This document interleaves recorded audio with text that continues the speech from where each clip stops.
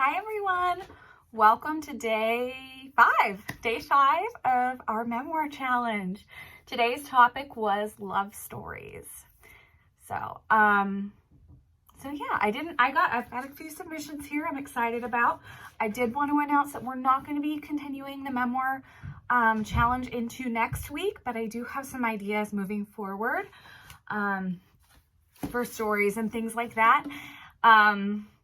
And videos reading your stories. So if you have a story to submit and you haven't gotten it into me, or you don't think that you have time to write it right now and want to do it later, I will be doing this later on, probably around mid-May. So look forward to that. I'm excited. I've really enjoyed reading your stories. And I know we still have 2 days to go, but I just want to say that this has been so much fun for me and hopefully fun for you too, to learn a little bit more about your neighbors and hear their stories. So, all right, let's see what I have today. I was a little more organized, but then life happened. So, okay, our first submission today is from Ashley Alvarez. She is our marketing coordinator. She works in the admin office behind the front desk.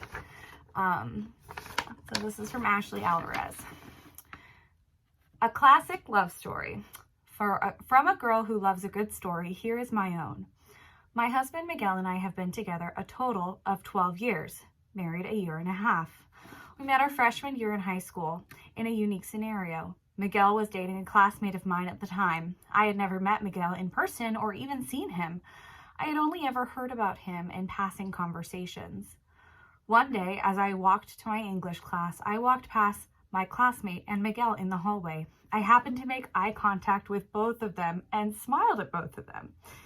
Miguel looked at me, looked at my classmate, and looked at me again. I felt a little awkward and continued to walk down the hall. As Miguel explains it, in this moment, time stood still and the only thing I could see was you. I felt someone staring and looked behind me to see Miguel, who was looking at me slowly walking away from my classmate. You could tell she was clearly agitated. He wasn't paying attention. Miguel started to sprint towards me, but I had already entered my own classroom.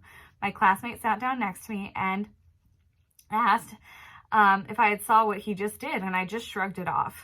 After class, Miguel was waiting outside for what I assumed was my classmate, but in fact, it was for me. He handed me a note and walked away. I decided not to open the note until the end of the day, and I was a little weirded out. The note went on about how he had never seen anyone as beautiful as me, and although this came across very strong and probably a little odd, he couldn't refrain from sharing his feelings. That evening, he broke up with his girlfriend, my classmate, and reached out to me. I had never been approached by a boy who had such strong feelings towards me. As I could continue the antics that Miguel took to pursue me to be his girlfriend with the silly details and romantic details, I made him wait for a solid year before saying yes. Miguel and I have been together ever since. Moral of the story, when you love, never give up. That is so sweet, Ash. She also submitted some pictures from junior homecoming. There's our Ashley and Miguel. And this is Miguel, I think it is Miguel's first soccer game, 2010. They're so sweet.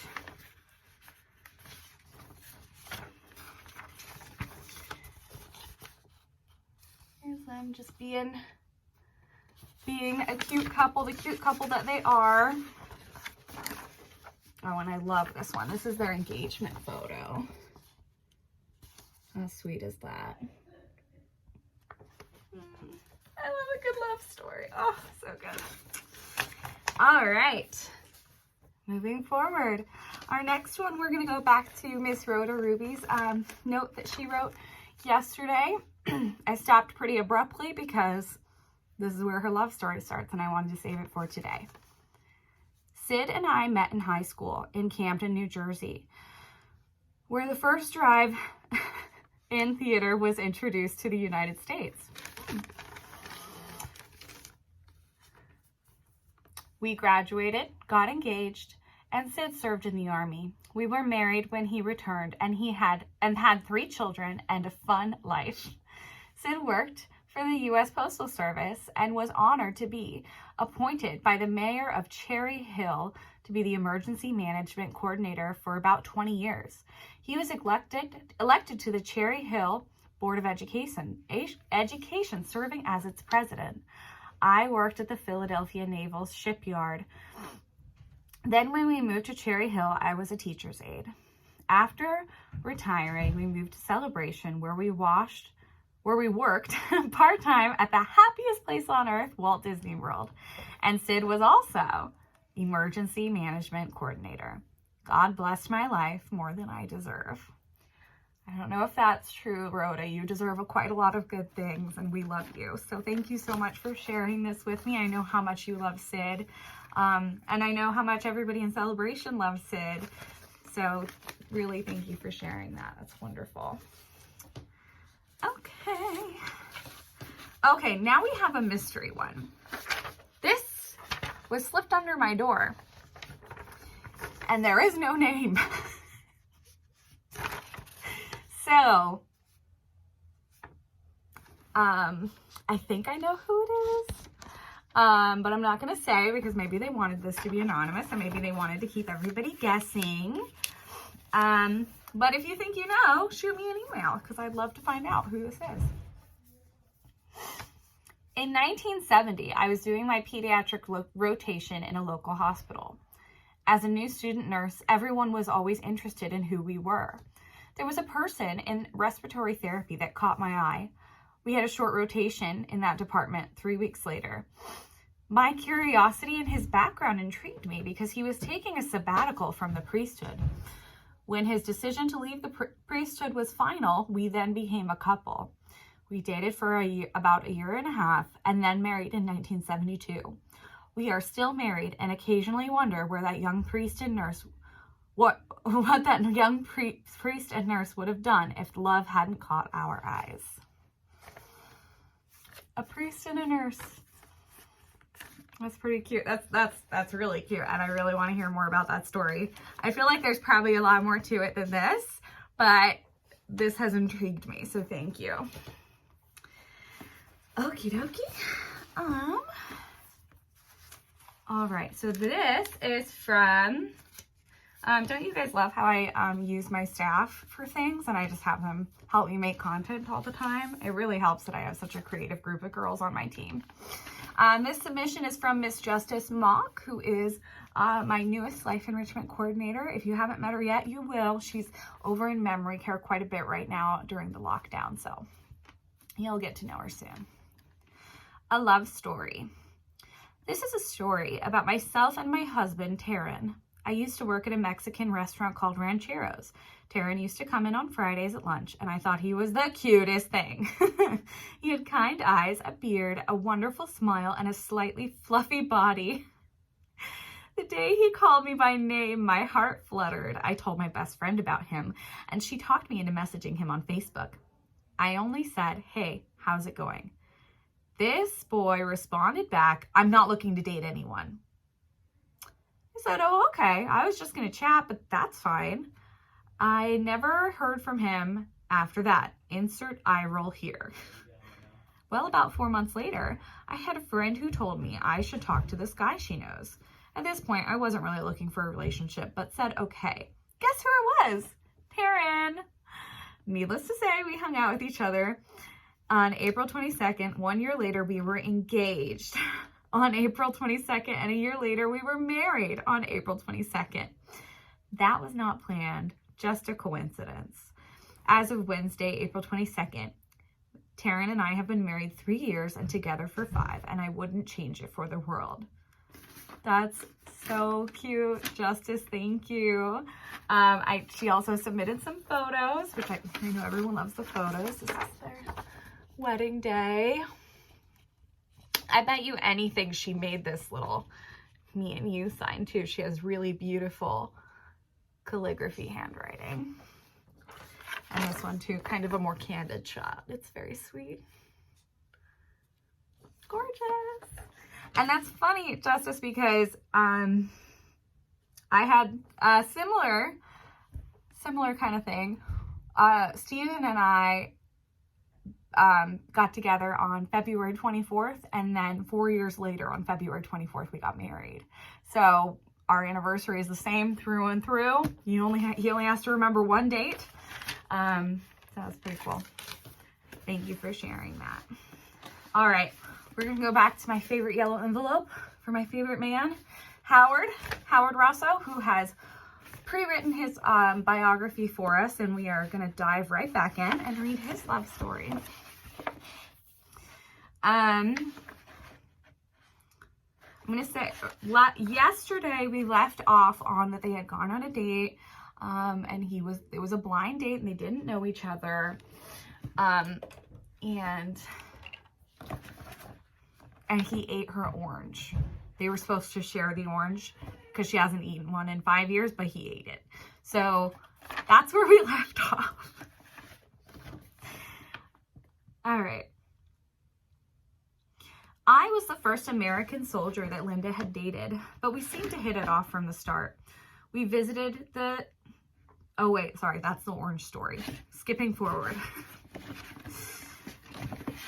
On Friday, Linda told me she couldn't see me over the weekend as a friend from New Zealand was going to be visiting London. Linda had met this girl when she and her husband were living in Cardigan. We agreed to meet at the usual place and time in the Piccadilly Underground station on Monday. When Linda told her friend about meeting a Yankee, she told her she would like to meet me.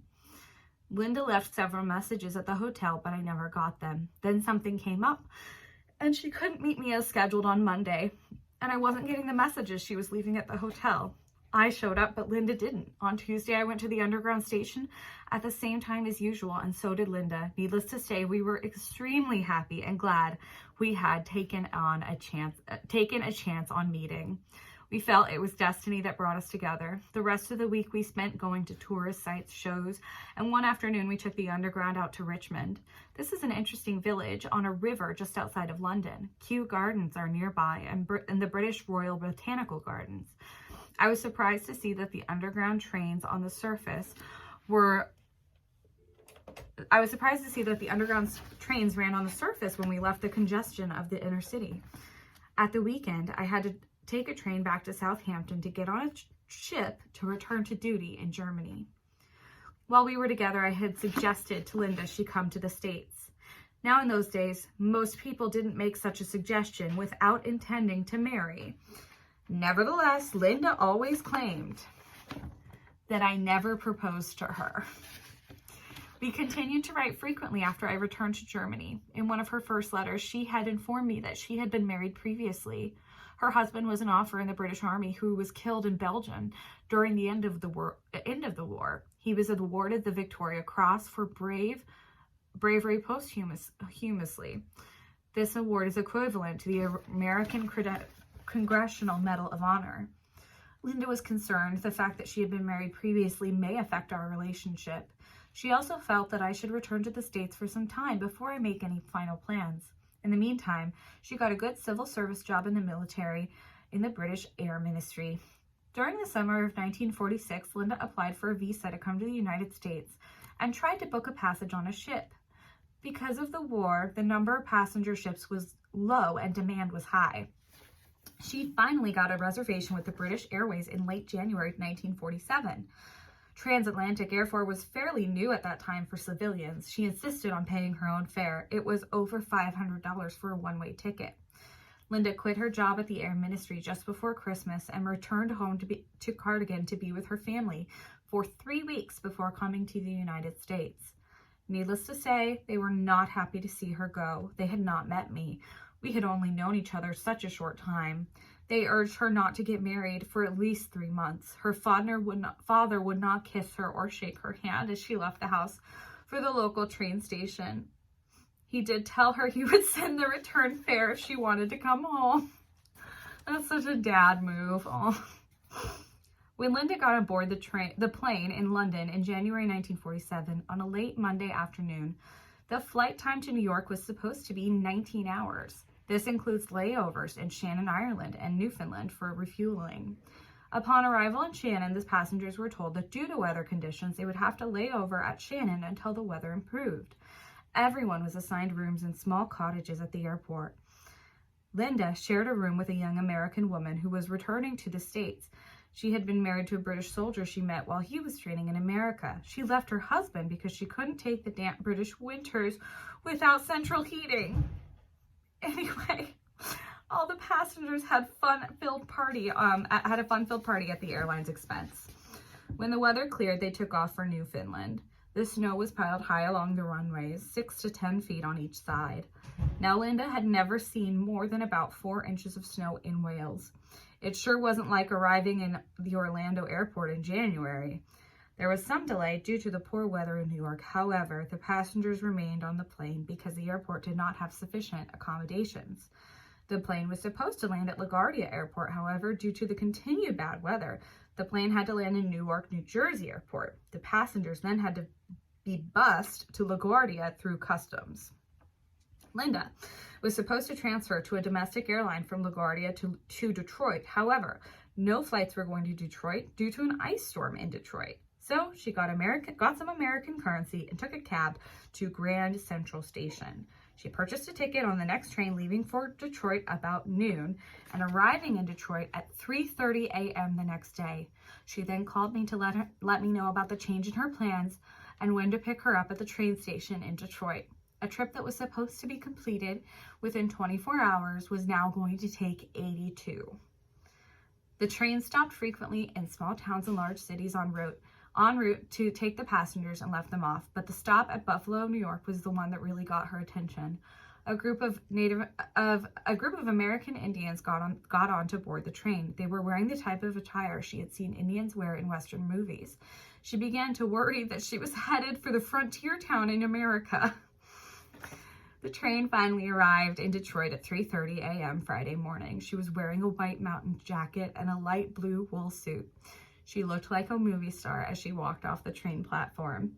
She saw me in civilian clothes for the first time. I was wearing a gray felt dress hat that blew off as we left the train station and was run over by a taxi. She said she didn't like it anyway, so we didn't try to retrieve it. I think we were married for 10 or 15 years before I bought another hat. I love that. I think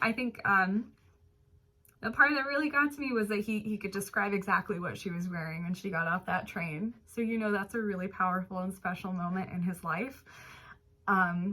Waiting at the train station to pick up the love of his life, and they were married for many, many years. So that's really beautiful. Thank you so much, Howard.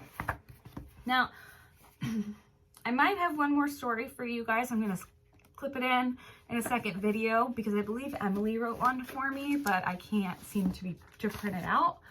And I'm not going to tell my love story today because I feel like I talk about it way too much. And show you my wedding photo. There we are. That's me, my husband Steven, my mom, and my dad. On my wedding day on February 24th, 2012. So yeah, that's it for today. I hope you guys enjoyed. Tomorrow's prompt is a crime story. And I just want to remind you there is such a thing as a statute of limitations. I've actually talked to quite a few residents who say they have stories for me, but they don't want to share them because they think it'll get somebody in trouble. It won't. You're going to be okay, I promise. No one's charging for crimes this late.